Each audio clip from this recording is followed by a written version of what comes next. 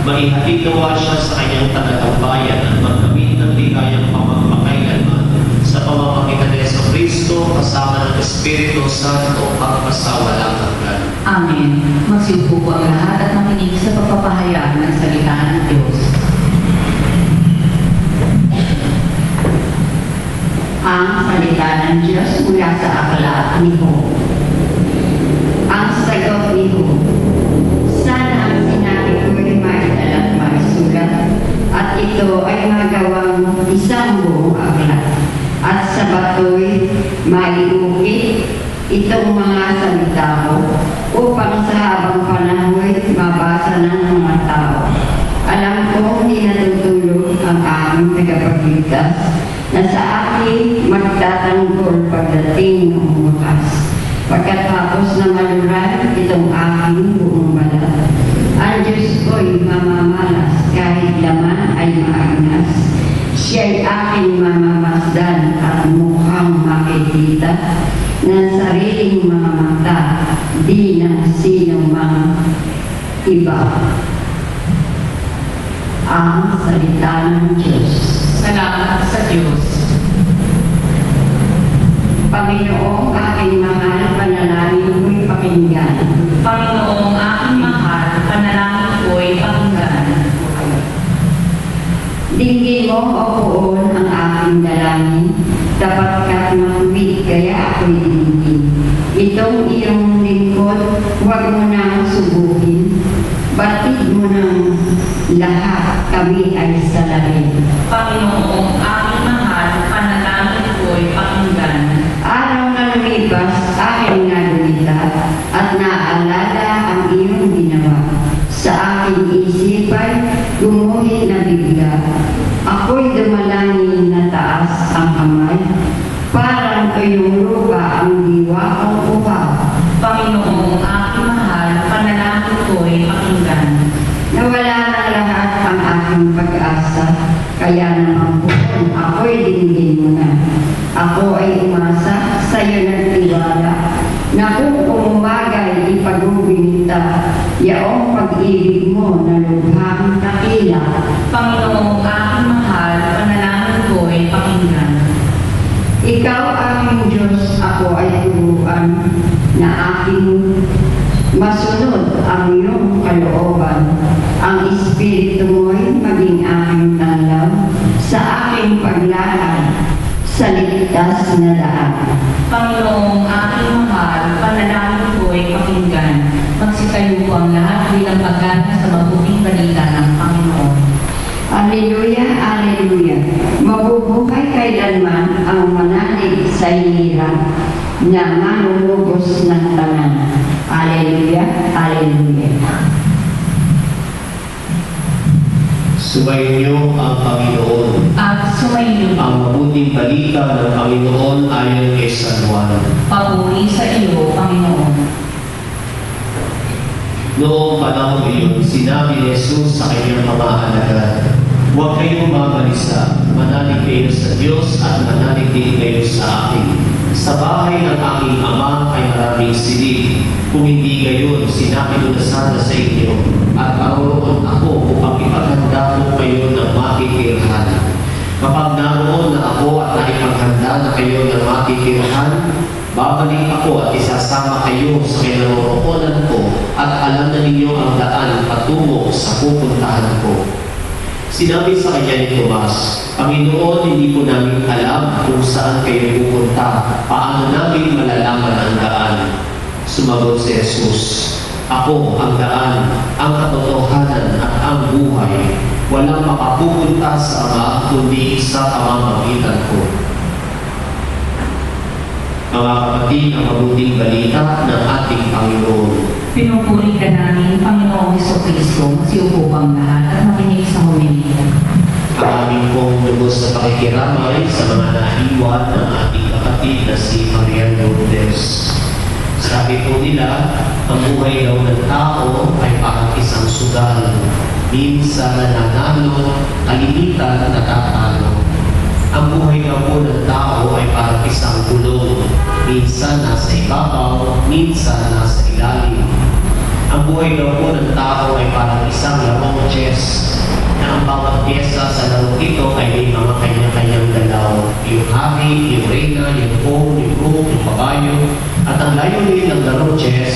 ipanalo ang kanyang laban. Ngunit pagkatapos laruin ng chess, siya ilalagay sa kahon at itatabi. Sa ating buhay, para din tayo chess. May mga kanya-kanya tayong gampanin dito sa mundo. May nanay, may tatay, may anak, may kapatid. At sa ating mga profesyon, katulad ng doktor, abogado, magbabatas, pulis, driver, magsasaka, ari, madre, at ang layunin natin sa ating buhay ay ipanalo ang ating buhay. Ngunit pagkatapos ng lahat, katulad ng laro chess, tayo din ay ilalagay sa isang kahon at itatabi sa libingan. Mga kapatid, tandaan po natin na ang kamatayan ay hindi katapusan ng buhay. Sa halip ang kamatayan ay nagsisilbing pintuan ng ating daraanan para tayo makapasok sa tunay na buhay, ang buhay na walang hanggan. Nandito lamang tayo sa lupa para malasap natin ang pag-ibig ng Diyos mula sa mga tao na kasalamuhan natin at sa pangkalikasang ating pinakikinabangan. Ngunit ang tunay na lugar para sa atin ay ang langit sa kabila. Kaya nga po may sakramento ng bigyan. Dahil sa pamamagitan ng bigyan, tayo ay nakasalamuhan ni Kristo sa kanyang kamatayan. At sa ating kamatayan, makakasalamuhan natin siya sa buhay na walang hanggan. Sa pamamagitan ng bigyan, tayo ay naging nakapagmana ng kalangitan ng Diyos. Ipinagkakaloob sa atin ng Diyos ang kanyang lugar, ang kanyang kalangitan. At nagkataon na isa sa mga nauunang tumanggap ng manang ito ay ang ating kapatid na si Lourdes. Dahil tangi sa kamatayan lamang natin matatamo ang pamana ng Diyos sa atin, ang kalangitan. At sinabi ng ating Panginoon sinabi ng ating Panginoon, ako ang buhay at ang muling pagkabuhay. Ang sino mang nananampalataya sa akin, kahit siya'y mamatay, ay may buhay na walang hanggan. Ibig sabihin, ang pananampalataya ang siyang magiging batayan natin kung tayo ba ay narapat-dapat sa kaharian ng Diyos. O ang pananampalataya lalo na sa mga naiwan ng ating kapatid na si Maria Lourdes ang magbibigay sa atin ng pagtanggap sa pagpanaw ng ating kapatid. Ngayon din, ito ang magbibigay sa atin ng konsolasyon na alam natin na sa pamagitan ng ating pananampalataya at pananampalataya ni Maria Lourdes sa Diyos na ating makapangyarihan ay makakapiling niya na ang kanyang manunubos. Alam ko po, kahit na ano ang mga magagandang sabihin dito sa harapan o sa mga pag-uusap natin noong mga panahong nakaumon pa ang ating kapatid na si Maria Lourdes ay hindi naman talaga maiibsan ang hapis, ang lupot, ang pangungulila na nararanasan ngayon ng kanyang mga naiiwan. Isa po sa mga masakit na nararanasan ng tao ay yung nalalayo yung mga mahal sa buhay. Pupunta ng Maynila, para makipagsakalan, o kaya maging OFW sa ibang bansa, hindi ang kamatayan. Nasasaktan tayo dahil ang dahilan kung bakit tayo nasasaktan ay dahil sa pag-ibig. Mahal natin si Nipa at nasasaktan tayo sa kanyang pagpanaw o sa kanyang paglisan dahil mahal natin si Maria Lourdes. At si Maria Lourdes ay malapit sa ating puso at ayaw natin hanggang maaari siya ay mawalay sa atin. Ngunit, katulad nga po ng sinabi ko, para kay Maria Lourdes, tapos na ang lahat. Tapos na ang hirap, tapos na ang dusa, tapos na ang problema, tapos na ang karamdaman. Dahil siya ngayon ay naglalakbay na sa kalwalhatian ng Diyos na kung saan wala ng hirap, wala ng dusa, wala ng problema, wala ng karamdaman. Tayo, sasabihin nga po natin, buhay pa tayo, pero nandiyan pa mga problema. Haharapin natin ang mga pagsubok at hamon ng buhay. Ngayon din ang karamdaman na magpapahirap sa atin. Pero para sa ating kapatid, si Maria Lourdes, tapos na ang lahat para sa kanya. Kaya nga po, sa pagpanaw ng ating kapatid, si Maria Lourdes, ito naman ay hamon sa ating lahat. Ang sukat ng buhay ay hindi makikita lamang sa laki ng edad. kundi ang sukat ng buhay ay makikita sa kalidad ng buhay. Kahit sandali lamang nanatili ang isang tao dito sa mundo, pero kung ginamit naman niya ang kanyang buhay sa pakikipagkapwa-tao, sa pagtulong, sa pagmamalasakit, sa pagsasabuhay, nagturo at aral ng ating Panginoon sa kanyang Ebanghelyo, masasabi natin na ang buhay ng ganitong klaseng tao ay isang kalidad na buhay. Dahil hinayaan niyang magibabaw ang kabutihan sa kanyang puso at ang kabutihan ito ay pinapahagi pa niya sa kanyang kapwa. Ngunit kung isang tao sa kanyang buhay, lumalaki ng edad, pumuputi ang buhok o nauubos ang buhok, pero kung ginagamit naman niya sa mga walang kwentang bagay, siya yung tao ng daraya, ng lalamang ng kanyang kapwa, o kaya siya nag-iisip o gumagawa ng masama laban sa kanyang kapwa, o kaya sa kanya pa nagsisimula para magkasala ang ibang tao, baliwala ang kanyang buhay, walang kwenta ang kanyang buhay, dahil hinahayaan niyang mangibabaw ang kasamaan sa kanyang buhay, at ang kasamaang ito ay pinabahagi pa niya sa kanyang kapwa. Ikalawang hamon sa pagpanaw ng ating kapatid na si Nimpa, pinapaalala ko sa atin, tayo rin ay mamamatay. Hindi nga lang natin alam kung kailan, saan, o papaano tayo mamamatay. Ngunit iisa ang sigurado, walang permanente dito sa mundo. Lahat po tayo, bilisanin ang lupang ating tinutungtungan. Lahat tayo ay mamamatay. Huwag po natin sabihin malakas pa ako, lalo ng paramdaman, o sabihin natin bata pa ako. Darating sa takdang panahon sa hindi natin inaasahan, sa kagustuhan ng Diyos, lilisanin natin ang mundo ibabaw at tayo papanaw. Kaya mahalaga po na ang kamatayan ay hindi pinakatakutan, salit ang kamatayan ay pinaghahandaan. Hindi sapat na sinasabi natin mahal natin ng Diyos o tayo may pananampalataya sa Diyos. Salit ang pamamahal at pananampalataya ay may karapatang mabuting gawa. At ang mabuting gawa ang siyang magiging batayan natin kung tayo ba ay nararapat sa harap ng Diyos. Dahil sa pagharap po natin, at lalo tigil kasama sa pananampalataya at pag-ibig ay yung ating panalangin, lalo na ang pagsisimba. Nakalulungkot dahil marami sa ating mga Katoliko na parang ang pagsisimba ay hindi na nagiging priority sa araw ng linggo. Minsan ay mas inuuna pa ang ibang lakad o ang ibang mga gawain o kaya ang katamaran kaysa sila ay magsimba. O kaya minsan dumaraan ang kanyang kaarawan, Pasko ng pagkabuhay, ay hindi man lamang pumupunta ng simbahan para magpasalamat sa biyaya ng buhay na ipinadalog ng Diyos. Sabi pa susubang kasama ang mga kaibigan o barkada para magkasayahan o kaya mag-inuman. Alam niyo po kapag isang tao sa kanyang buhay ay binabaliwala niya ang araw ng linggo o hindi siya nagsisimba sa kanyang pagpanaw, kahit 10 simbahan na po siya ipasok, wala na pong magagawa. Dahil nung siya'y buhay, pinagkait niyang tanggapin ang biyaya ng Diyos na dapat ay kanyang tinatanggap sa kanyang pagsisimba. Ano pa kaya mapapala ang isang halamig na bangkay?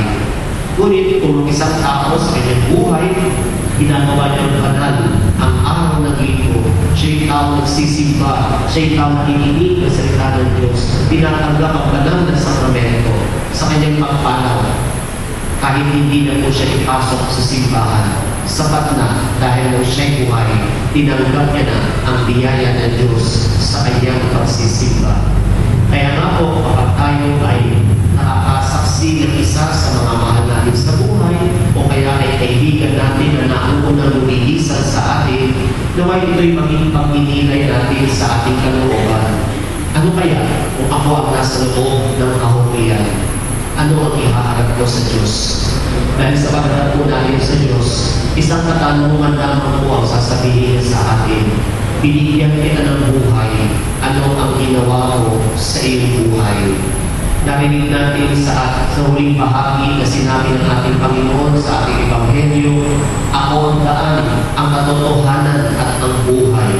Walang makapupunta sa Ama kundi sa pamamagitan ko. Hindi ang mga makamundong bagay ang magdadala sa atin sa langit, kundi sa pamamagitan ng ating Panginoon. Ang pagsasabuhay natin ng mabuting asal ang siyang magiging daan kung tayo nga ba ay magiging karapat-dapat sa harap ng Diyos. At sa pamamagitan ng ating Panginoon, ang ating pananampalataya at pag-ibig sa Kanya, ang siyang magiging daan para tayo makapunta sa kaharian ng Diyos. Sa pagpapatuloy po natin ng ating banal na misa, sa pag-aalay natin para sa ating kapatid na si Maria Lourdes, isang panalangin po hingin natin sa ating Panginoon. Ang ating kapatid ay naging taong tulad natin, nagkaroon ng kahinaan, pagkukulang at pagkakasala. Hingin natin ang awa at pagpapatawad ng ating maawaing Diyos. Naway patawarin niya at kahabagan ng ating kapatid sa lahat. Si Maria Lourdes sa lahat ng kanyang mga kasalanan.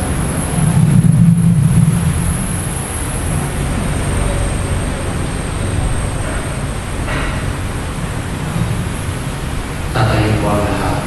Mga kapatid, halina't manalangin ng buong pananalig sa Diyos amang makapangyarihan. Binuhay niya muli ang anak niyang si Kristo upang maging pagkabuhay ng lahat ng tao. Ating itutugon, amang makapangyarihan, kami iyong kaawaan. Ama makapangyarihan, kami iyong kaawaan.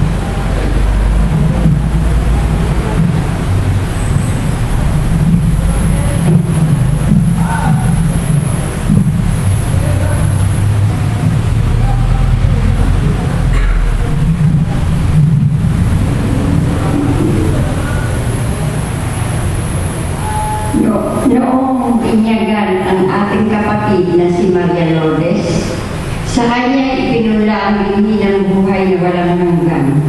Naway umani ito ng pagkabuhay sa piling ng mga banal sa kalangitan. Idalangin natin siya sa buong may kapal. Ama makapangyarihan, kami iyong kaawaan. Ang lahat ng namatay na umaasang muling mabubuhay ay malugod na tanggapin ng Diyos sa piling niya sa kalangitan. Idalangin natin sila sa buong may kapal. Ama makapangyarihan, kami iyong kaawaan. Ang lahat ng ating mga kapatid na naririto, ang mga nagdadalang hati at nalulumbay, at ang lahat ng sa kanila'y nakikiramay, ay magkasama-sama nawa sa langit na tahanan. Ama, Idalangin natin sila sa buong may kapal. Ama makapangyarihan, kami iyong kaawaan. Naway dating pala ng Panginoon ang ating mga yumang kapatid, kamag-anak at pinagkakautangan ng loob. Idalangin natin sila sa buong may kapal. Ama makapangyarihan, kami iyong kaawaan. Ama namin ang pagkaliga, ipagkaloob mo sa lahat na nakikipagkaisa kay Kristo ang muling pagkabuhay sa piling mo. Kasama ng iyong anak ng Espiritu Santo, magpasawalang hanggan. Amen. Magsiupo po ang lahat. Amin. At tanggapin ang alay na Diyos, mamamiyayang nagmula sa pagpapala mo. Tandaan ang bawat puso, pagkakinig mo, ngayon na nanalig, nagmamahal sa'yo. Inapay na nagmula sa puting ng ito, pagkain ng bigay ng buhay mo, at alam na nagmula sa isang tangkay na bukas, inumin na bibigay lakas. Manalangin kayo mga kapatid upang ang pagkahain natin ay maging kalulunod sa Diyos na mga makapangyarihan. Tanggapin nawa ng Panginoon itong paghahain sa inyong mga kamay sa kapurihan niya at karangalan sa ating kapakinabangan sa buong sambayanan ng banal. Magsitayo po ang lahat. Ama namin lumikha sa aming pagkahain ngayon para kay Maria Lourdes, iniluluhog namin kanya nawang sa paghuhukom ang iyong maawaing anak na siyang nilitis na may habag. Pakundangan sa pananalig na matapat sa kanyang mapagmalasakit na pagliligtas. Bilang aming tagapamagitan, kasama ng Espiritu Santo, magpasawalang hanggan. Amen. Sumainyo ang Panginoon. At sumainyo, Itaas sa Diyos sa inyong puso at diwa. itinaasan namin sa Panginoon. Pasalamatan natin ang Panginoong ating Diyos. Marapat na siya ay pasalamatan. Manaming makapangyarihan, tunay na marapat na ikaw ay aming pasalamatan sa pamamagitan ni Kristo na aming Panginoon. Sa gabi ng kamatayan ay may pag-asa sumisigat. Ang muli niyang pagkabuhay na aming kinabukasan. Loob namin lumalakas ngayong aming matitiyak na ang kamatayan lilipas, di ito ang aming wakas. Sa sandali ng pagpanaw, ikaw ang aming hantungan. Kami ngayon ay namamatay, sa iyo bukas mabubuhay. Kaya kaisa ng mga anghel ang sisikawin ng papuri sa iyo nang walang humpay sa kalangitan kami nagbubunyi sa iyong kadakilaan. Santo, Santo, Santo, Panginoong Diyos ng mga ako, na puno namin ang lupa ng kadakilaan mo, o sana sa kaitaasan. Pinagpala ang kapay dito sa ngalan ng Panginoon, o sana sa kaitaasan. Magsiluro po ang lahat. Pamanaming banal, ikaw ang bukal ng tanang kabanalan, kaya sa pamagitan ng iyong Espiritu, gawin mong banal ang mga kaloob na ito, upang para sa amin ay maging katawan at tubok ng aming Panginoong Jesucristo. Bago niya tinatiis ang kusang loob na maging handog, ginawa kanya ng tinapay, pinasalamatan kanya, pinaghati-hati niya iyon, inabot sa kanyang mga alagad at sinabi, tanggapin ninyong lahat ito at kanin. Ito ang aking katawan na iahandog para sa inyo.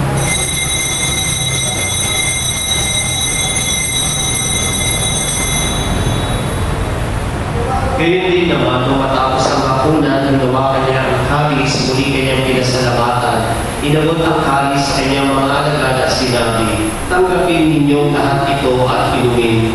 Ito ang kalis ng aking dugo ng bago at walang hanggang tipan. Ang aking dugo na ibubuhos para sa inyo at para sa lahat sa ikapagpapatawad ng mga kasalanan. Gawin ninyo ito sa pag-alaala sa akin.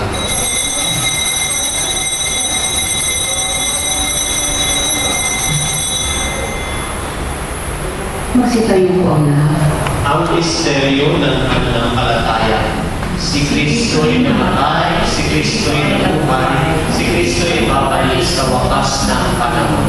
Ang mga ginagawa namin ngayon ng pag-alala sa pagkamatayan muling pagkabuhay ng iyong anak, kaya tinakanin namin sa iyo ang tinapay na nagbibigay buhay at ang kain sa nagkakaloob ng kaligtasan.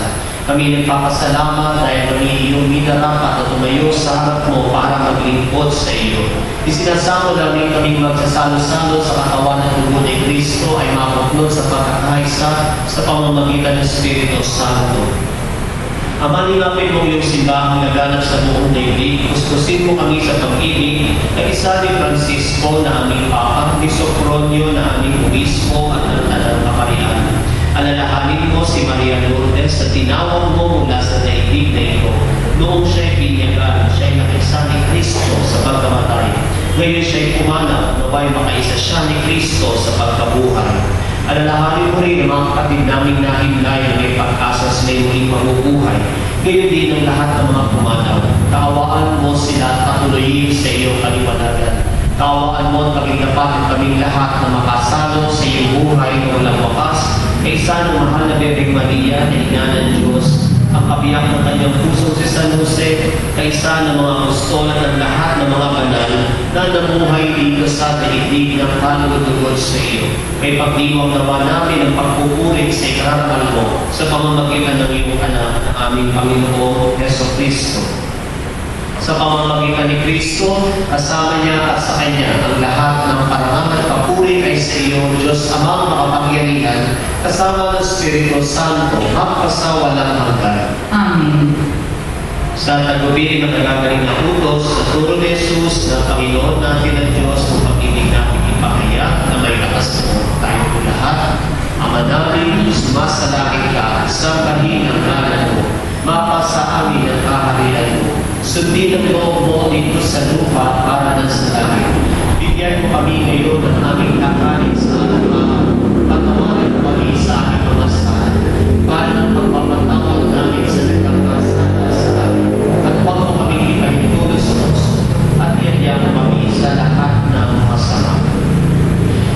Ibigin namin kami sa lahat ng kasama, pagkalooban ng kapayapaan araw-araw. Iligtas sa kasalanan at iliyos sa lahat ng kapahamakan. Samantalang aming pinananalihan ang dakilang araw ng pagpapahiya ng tagapagligtas namin si Yeso Cristo. Sapagkat iyo ang kaharian at ang kapangyarihan at ang kapulihan magpakailanman. Amen. Panginoon Yeso Cristo, sinabi mo sa iyong mga apostol, kapayapaan ang iniiwan ko sa inyo. Ang aking kapayapaan ang ibinibigay ko sa inyo. Tumayan mo ang aming pananampalataya at huwag ang aming mga pagkakasala. Pagkalooban mo kami ng kapayapaan at pagkakaisa ayon sa iyong kalooban, kasama ng Espiritu Santo at sa walang hanggan. Amen. Ang kapayapaan ng Panginoon ay laging sumayin niyong lahat. At sumayin Sa pagkakataon ito, upang tunay na matamo ng ating kapatid na si Maria Lourdes ang kapayapaan ng kanyang kaluluwa sa paglalakbay niya sa kabilang buhay. Una, kung tayo po ay may mga nagawang pagkukulang sa kanya o nasaktan natin ang kanyang damdamin, noong mga panahon kapiling pa natin siya. Ang tanging po paraan na magagawa natin ay ang ating patuloy na panalangin at ang pag-aalay ng misa bilang paghingi natin ang tawad sa kanya. Ikalawa, kung sakali naman kung si Maria Lourdes ang nakagawa ng masama sa atin o siya ang kasakit ng ating damdamin, ang tanging paraan po na magagawa natin ay huwag na po natin tingtingin ang sama ng loob o galit kung mayroon man. Sa halip ay isaalang-alang na natin siya sa awa at tawag ng Diyos at patawagin na natin ang mga kasalanan ng ating kapatid na si Maria Lourdes. Kaya po sa sandaling katahimikan, inulong natin sa ating kapatid na si Maria Lourdes ang paghingi natin ng tawad sa kanya at gayon din ang pagpapatawad natin sa mga naging pagkukulang niya sa atin.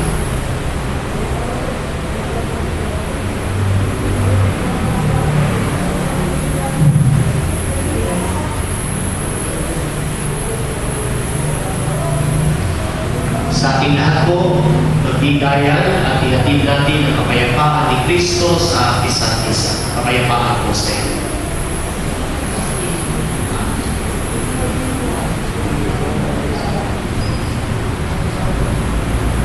Kordero ng Diyos, nagkakas sa mga kasalanan ng sanlibutan, maawa ka sa amin. Kordero ng Diyos, nagkakas sa mga kasalanan ng sanlibutan, maawa ka sa amin. Kordero ng Diyos, nagkakas sa mga kasalanan ng sanlibutan, ipagkaloob mo sa amin ang kapayapaan. Magsinuhod po ang lahat.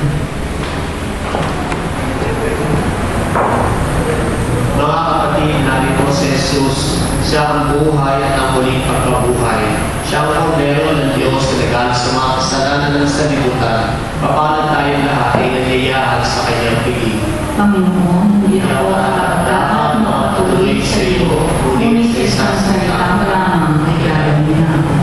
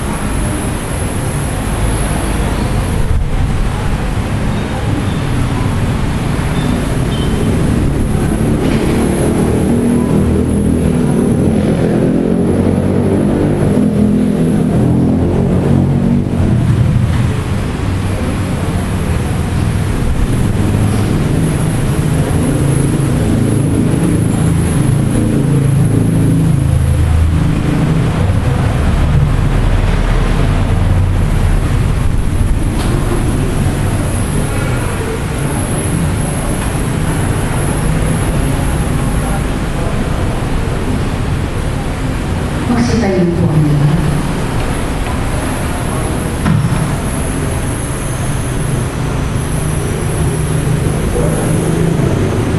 O Diyos, Ikaw ang aking Diyos na lagi kong hinahanap. Ang ugaw kong kaluway, tanging Ikaw ang hangat. Para ako tuyong lupa na tubig ang siyang lunas. Manalangin tayo.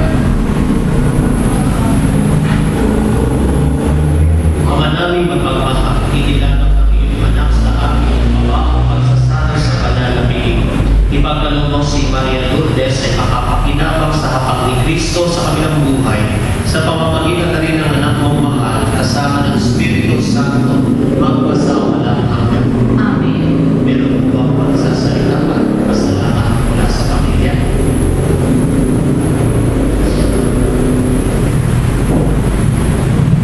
Meron po. Kasi po tayo sa naipakinan po natin ang ginagawa ka natin na pasasalamat.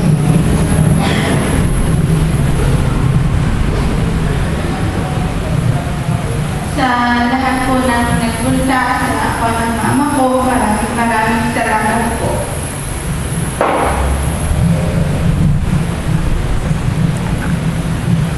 At kayo na po ang lahat. At muli ko po inanyayahan ng mga kaanak ni Maria Lourdes. Lalapit po tayo sa kanyang mga labi. Titipin namin ang pelang puti at bumuksan ang unang pakinig ng kanyang kabawa.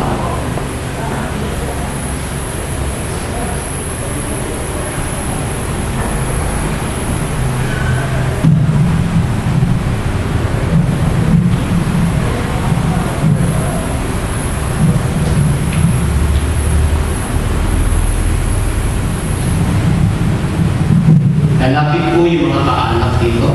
Samahan niyo po ko para sa panalangin, sa pamamahalan at pagkakabilin.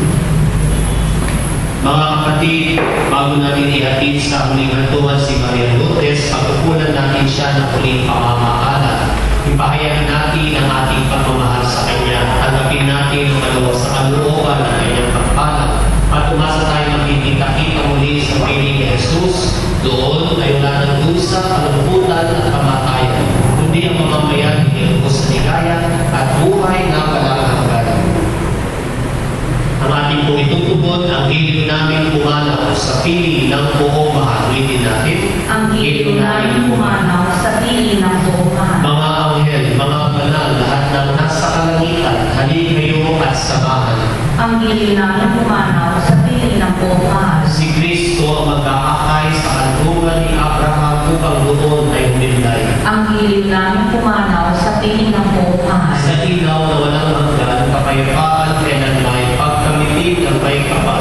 Ang hiling namin pumanaw sa piling ng buong mahal. Ama namin mapagmahal, inihahabili namin sa iyo si Maria Lourdes at tinawag na pumanaw sa buhay na ito. Huwag mo siyang pababayaan at pamalangin mo siyang buhay sa iyong piling. Alang-alang sa iyong awa at pag-ibig, patawarin mo na sana ang kanyang mga pagkukulang at nagawang pagkakasala at dala ng kanyang kahinaan. Manatili nawa siyang maligaya sa iyong piling, kasama ng iyong anak at ng Espiritu Santo, magpasawalang hanggan. Amen. Paalam sa iyo kapatid na tumanaw, mapasapiling ka nawa ng buong may kapal at ang pagpapala ng Diyos ay maulin mo sa ngalan ng Ama, ng Anak at ng Espiritu Santo. Amen. Sa paraiso, magkikita-kita muli tayo. Samahan ka nawa ng mga santo. Kahit na may mauna, tayo rin magkakasama-sama upang lagi tayo maligaya sa piling ng Diyos Ama. Amen.